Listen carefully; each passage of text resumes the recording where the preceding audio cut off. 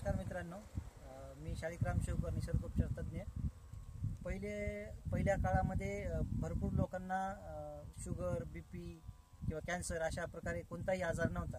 त्याचं मुख्य कारण म्हणजे पहिले आपल्या खाण्यामध्ये प्लास्टिक नावाचा प्रकार नव्हता.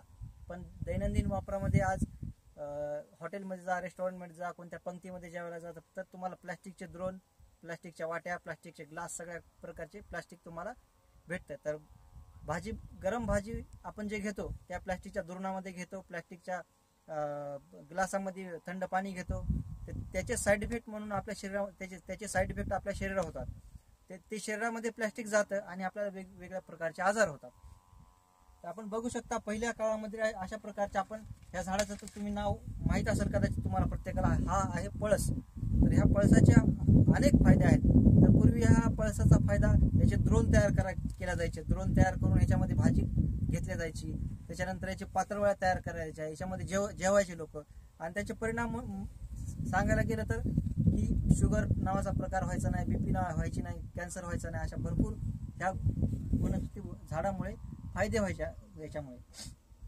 तर आणखी दुसरा फायदा म्हणजे ह्या झाडाचे हा जर देठ जर आपण चावून जर खाल्ला अशा प्रकारे, तर तुम्हाला कधी शुगरचा त्रास होणार नाही. शुगर कंट्रोलमध्ये राहील. ह्या पानाचे देठ घ्यायचे आणि देठ पूर्णपणे काय करायचे, चावायचे. हे देठ चावल्याच्या नंतर तुम्हाला शुगरचा त्रास कमी होतो. ही माहिती तुम्हाला कशी वाटली?